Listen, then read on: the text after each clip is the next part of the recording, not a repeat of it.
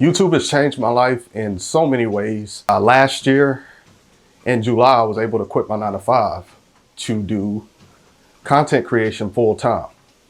And I do some other stuff as well, but a big part of what I do is creating content. And I've learned a lot of lessons on this journey, so much that this is just a part one. I'm going to turn this into a series, just sharing some of the most important lessons I've learned.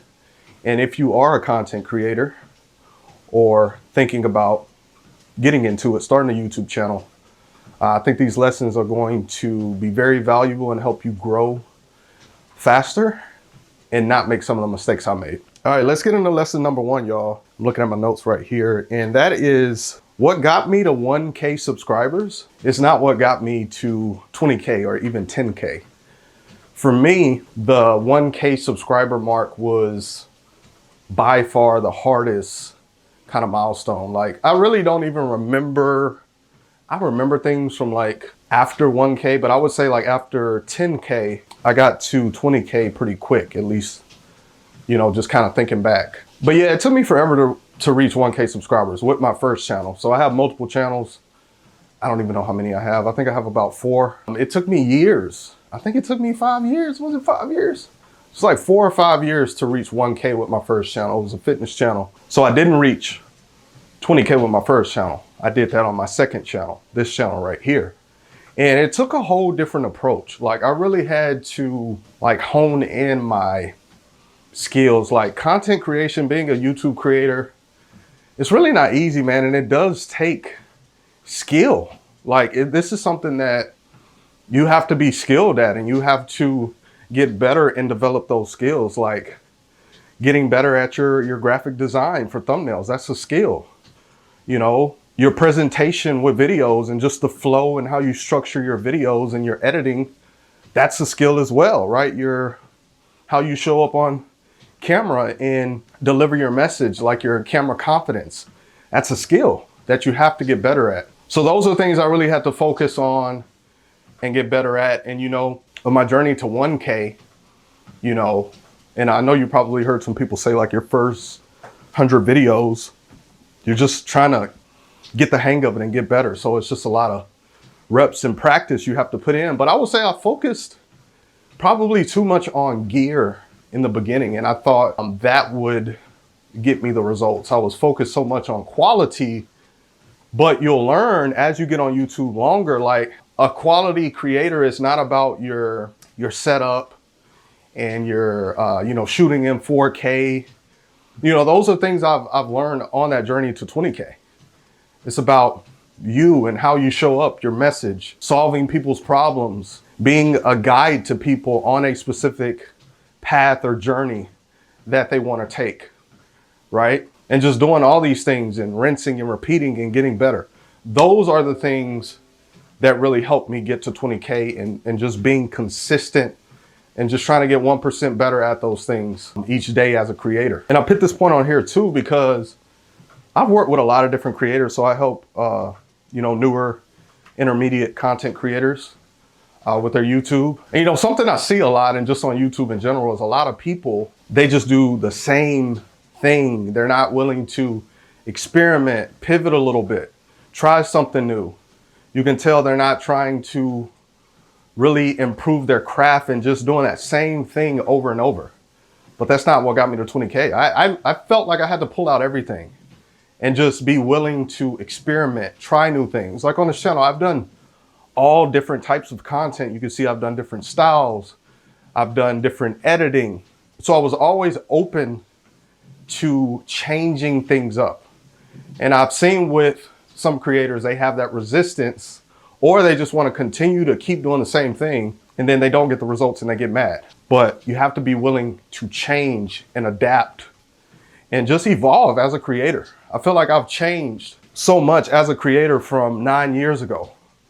Like, if you put those videos to my recent videos, like it's crazy, right? And you don't see it at the time, but just looking back, you know, sometimes I have to tell myself, like, man, you've grown so much as a creator. and just how you do this YouTube thing, you know? All right, guys, switched over to the desk, just finished up my cardio, but we're gonna get into lesson number 2, and that is to not sleep on longer videos. So this was a big, well, I think it was a big part just from looking at the numbers in my growth to 20K. So when I first got on YouTube, I was a believer in short videos, not like YouTube shorts, but like I was keeping my videos short. To me, like a long video would be like 5 minutes. And I don't know why I thought this. I think I had a lot going on at the time, so I think that played a role. But for some reason, I thought shorter videos would do better because I thought people would more likely click because it's a short video. And I thought they would watch the whole video. But I started to experiment on this channel. Like I said, you have to be open to that. And I started doing longer videos. You know, I would do a 12-minute video, you know, work my way up. I think I have videos that are 20 something minutes, 30 minutes. And those videos did pretty good for me. But something I noticed in my analytics is, you know, and just understanding about the YouTube platform is YouTube wants people to stay on the platform, and YouTube does, you know, look at watch time and somewhat prioritizes that analytic just from what I was seeing in my analytics. So just understanding that that metric is very important, and it really does matter how long you can keep people on your videos. If you can keep them on your videos for longer, or just keep them on your channel for longer. And the more I did that, you know, of making those longer videos and getting a good, you know, people staying on the video for a long time, it seemed like I got rewarded. Those videos were getting pushed out more and getting seen by more people. So that's something that I noticed, and I got really good results from making longer videos. And plus, it can just help you get monetized faster. Like, let's be real, a lot of creators want to get monetized. I've worked with a lot of different creators, and a reoccurring thing I see is people struggle with the watch time, right? And, you know, if I'm doing coaching or like a channel review, that's the first thing I usually tell those people, because their videos aren't long enough. And I tell them they need to make longer videos. And you don't just have to make long videos, but include that in your content strategy. So you can do the short videos and you can mix in some longer videos, and don't even be afraid to, you know, experiment with a video that's an hour long, or maybe a couple hours, or an hour and 30 minutes. I haven't did a video that long, but it is something that I want to implement in the future. And just from seeing other people do it, it seems like if the content is good, you know, you can have some success with doing that. All right, so let's get into lesson number 3. So this is a big debate that I see in the YouTube education space, and that's the quality versus quantity. So I used to be a big fan of quality, and it's something that I focused on for the longest. Just trying to make sure the quality is the best, thinking too much about the gear, right? Thinking about those things too much. But something I've learned over all these years is don't sleep on quantity. Quantity is important too, especially, and I'm really talking about people that you know you're making good content. So you know you're making good content and people are watching for a good amount of time, they're subscribing, you know, they keep coming back to your channel. So you're already getting good results. Like, you know how to keep people watching, you know how to convert just random people into actual subscribers. And then I guess like a fan where they're a huge fan of you, they keep coming back. So when you're able to do that and you can double down and start to put out more content, you're just going to see faster results. You're going to see better results because you're able to put more content out. You're able to give your audience more of what they are already responding well to. And I really seen a difference in this when I went from, like when I first started YouTube, I think I would only do like one video a week. Sometimes it would take me longer because I would spend so much time editing. I was just focused on the quality too much. I had drones, I had gimbals. I was just worried about the wrong things, right? But there was a point to where I switched to uploading 2 times a week, right? And then I've even gotten up to, I think 3. Sometimes I would upload 3 times a week, and it's pretty hard to do.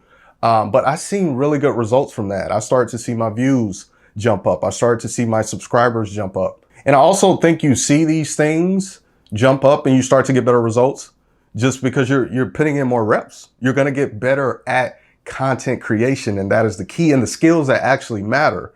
like I talked about, your camera confidence, how your video's structured, how your videos flow, just that whole workflow and process is going to become smoother and easier. And I think it shows on camera, which is why you get those results. And I honestly wish I had more of, you know, this mindset I have now as a newer creator. And I think a lot of newer creators struggle with that. It's where you get in your own head or you just focus on quality too much.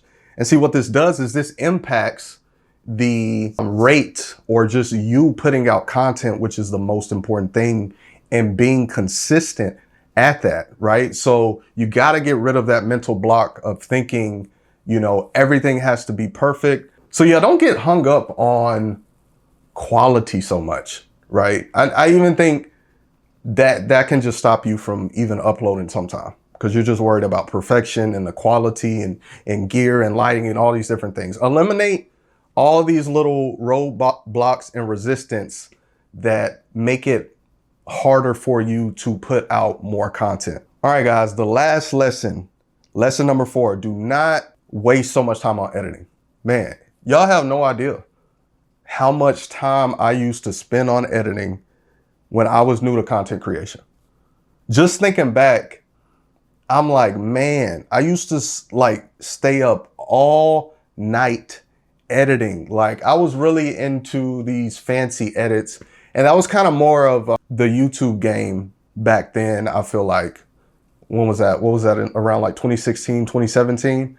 It was, people were doing fancy edits. You know, I was in the fitness niche and that was a thing, and I would spend so many hours. I'm talking, you know, sometimes I spend like, you know, 4 or 5, 6 hours editing a video just for it to get not even crack 20 views, you know? And I would be like, man, I stayed up all night and then no one watches. So I got away from that. You know, I started trying some new things. And I've never, on this channel, I've never done like heavy editing. You know, I'll put some B-roll, do some light editing, you know, B-roll, maybe like some text on there, transitions, just basic stuff. You know, it's not hard at all. But I started to look at the analytics and see, I'm like, okay, these videos are doing better than highly edited videos. I'm looking at the retention mainly too. And I'm like, you know, in the video, it's 40, 50% retention, which is pretty good. And I'm like, editing just doesn't really matter. Like, I'm getting comments, people are watching for a long time, people are subscribing. You know, I even got to the point where I stopped putting music in my videos as well. And I would just be talking head, no text, none of that. Once again, seeing the numbers, subscribers, retention rate is good. People are commenting. So I've learned that the editing doesn't really matter. And I know for specific niches, you'll see people edit a little bit more, but I just think that's something that creators get hung up on. They think they need to just do fancy edits. And I would even say some creators use the editing for the lack of the skills that I mentioned, like, you know, camera presence, video flow, how you present the content, how you show up on camera. And editing can't make up for that, right? Those are skills that you just have to learn. You have to get better at. So yeah, I never really seen a drop off from going from heavy editing to, you know, just minimal editing, just cuts, or just basic editing. You know, I actually got better results. So this is just from my experience. But what really matters is your overall message in the video. Is it value? Is it helping someone in some kind of way? How you show up on camera? And then what's more important than that is, how do you package that video? Meaning title, thumbnail. Is it packaged in a way to where it attracts people, entices them to want to click and see what that video is about? That's probably the most important thing. And if I was talking to a new creator, I would tell them to mainly focus on that. Spend less time editing, just do the basics of what you need to do, but really focus on packaging the video and then developing better skills on camera. And make sure you subscribe to my channel for part 2. I don't know how many parts. I've learned a lot of different lessons, so this may even go up to like a part, I don't know, 4 or 5. If you want to learn more about YouTube content creation, I have some more videos on my channel. I'll link those in the video description. And let me know in the comments, what are some lessons that you've learned on your YouTube journey? I'll see y'all in my next video. Peace.